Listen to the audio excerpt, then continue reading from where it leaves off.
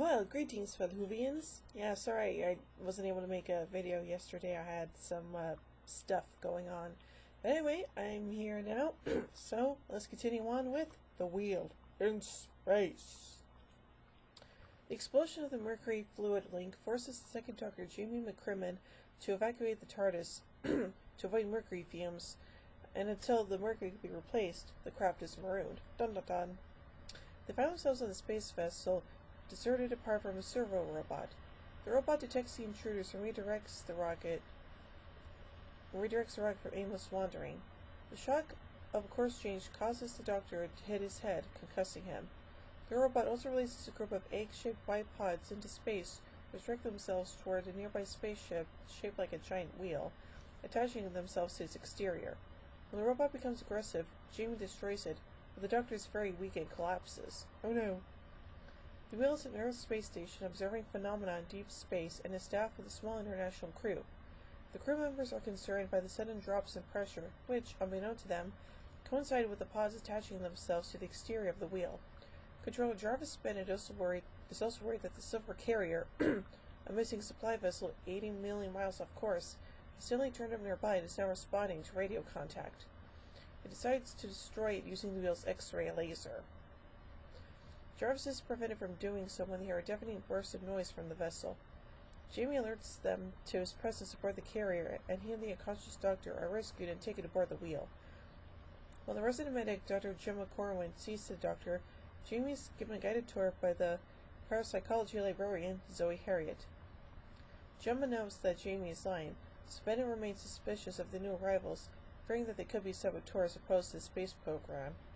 He decides to use X-ray laser on the carrier now that the two refugees have been rescued, not realizing that the TARDIS is still on board, but Jamie sabotages the laser. Yay!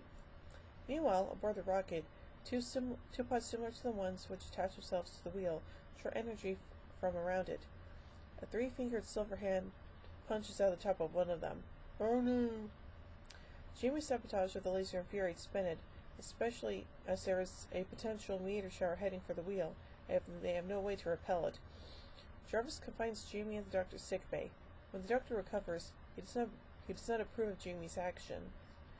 Zoe has calculated that the ship did not drift to their sector but was deliberately plotted there. The wheel's crew, however, are more concerned with the impending meteor shower. The two large pods contain Cybermen, who discuss their plans with the Cyber Planner and a mobile unit to control the Cybermen over a video communicator. The small pods they sent to the wheel contained cybermats,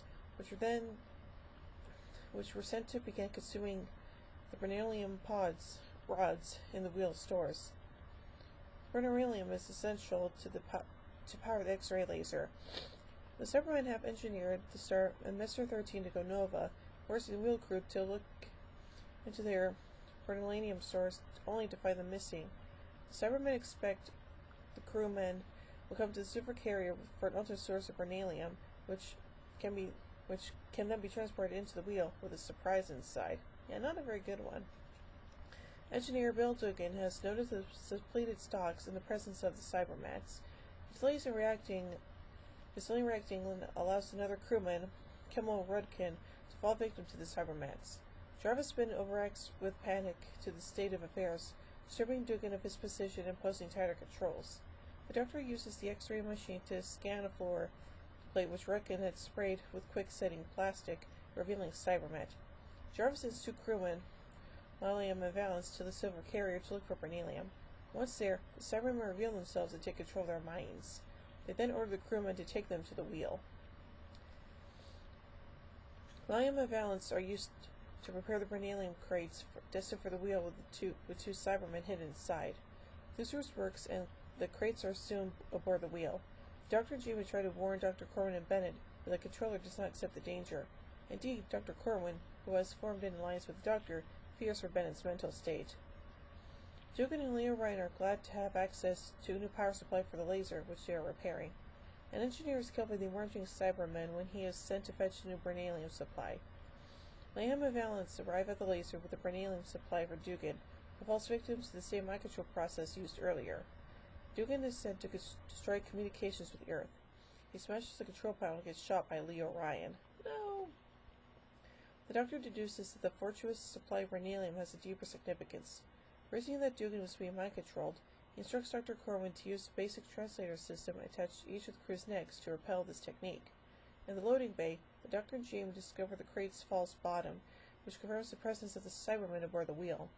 Behind them, a Cyberman is coming down the steps. Dun dun dun! The Cyberman leaves with some rhenium, not detecting the Doctor and Jamie. However, they are then ambushed by Cybermats. The crew uses sonic wave to disable all the Cybermats aboard the wheel. Gemma and Zoe show Jarvis a dead Cybermat, but he refuses to believe that they are under attack. Gemma relieves Jarvis of his command as he is unfit to be the station controller. Good thinking.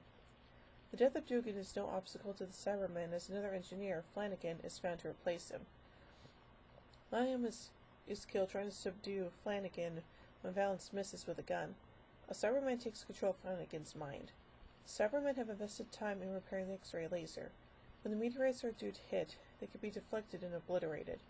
The Cybermen want the wheel intact so they can use this radio beam for their fleet to home in on. They want to invade the Earth, desperate for the planet's mineral wealth. The human crew repair the X-ray laser and use it to defend against the incoming meteorites. The Doctor says he needs the time vector generator, which he earlier removed from the TARDIS.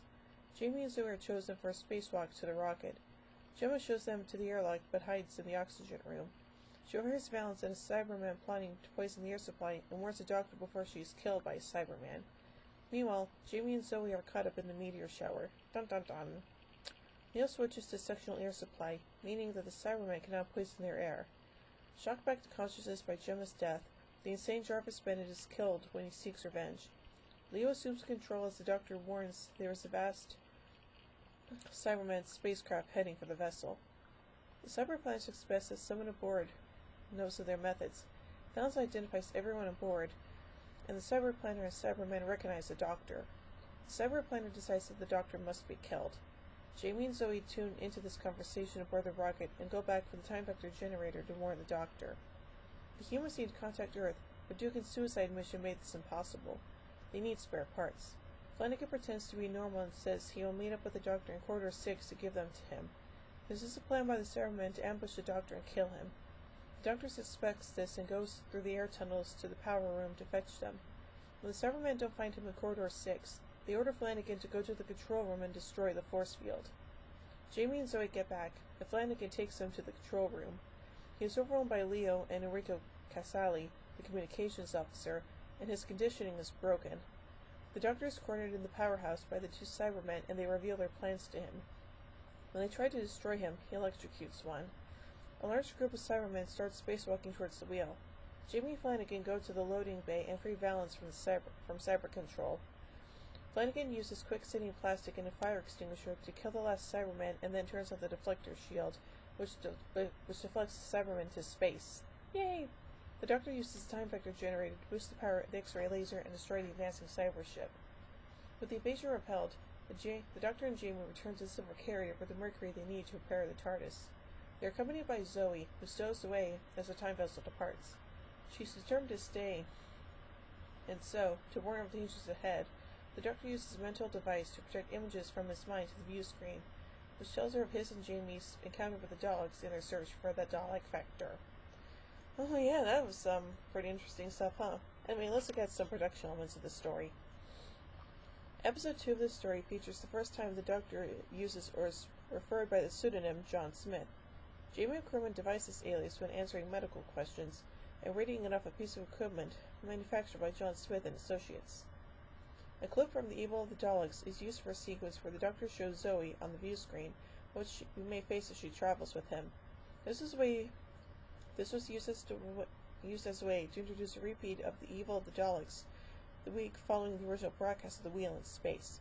The Doctor uses a clip from the end of Episode 1 of Evil, an episode which no longer exists in the archives. As a consequence, this is the only remaining footage from that episode. As things turned out, Zoe never encountered the Daleks on television.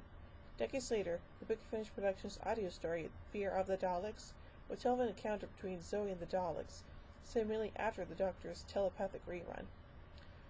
The story's working title was The Space Wheel. This serial was the first time the BBC Radiophonic Workshop were called upon to provide the backing score. A brief clip from the story was later reused in episode 10 of the War Games at the close of the next season. Spacesuits worn by Jimmy and Zoe, previously seen in 10th Planet, later were used as costumes in Star Wars Episode 4 A New Hope and The Empire Strikes Back, most famously worn by Bosk the Bounty Hunter. Patrick Troughton did not appear in Episode 2 as he was on holiday. Thus, a body double was used to substitute for the unconscious Doctor. Deborah Welling's appearance in Episode 1 was a recap for the end of the previous story, Fury from the Deep. Unusually, she received an on-screen credit for this appearance. Michael Goldie played Craddock in the Dalek Invasion of Earth. Kenneth Watson later had played Craddock in the film version of the same story, Daleks Invasion Earth 2150 AD. Clark Jenkins had played Nanina and the Savages, and would go on to briefly reprise her role as Tanya Lernop in the final episode of the War Games. Donald Slumter would go on to play Commander Ridgway in the Sea Devils and the President in Hell Bent. He played Rasmus Darkening in the Who's spin-off Sarah Jane Adventure story, The Eternity Trap. Only episodes 3 and 6 exist in the BBC archives. Episode 6 was transmitted from a 35mm print and retained in the BBC Film Library, although episode 5 was not, despite also being transmitted from a similar print. A private collector obtained a copy of episode 3 and returned it in 1983. A few other clips have been discovered as well. So yeah, not only do we get the return of the Cybermen, but hey, we also get a new companion introduced, so that's pretty cool. So overall, I give The Wheel in Space 3 sunk screwdrivers out of 5. Well, join me next week as we encounter the Dominators. So, until then, this is Who Queen saying, "Oh my giddy aunt, when I say run, run, I've reversed the polarity of the neutron flow. Would you like a jelly baby? Fantastic. Allons-y, Geronimo! Bow ties are cool, fezzes are cool, and Stetsons are cool."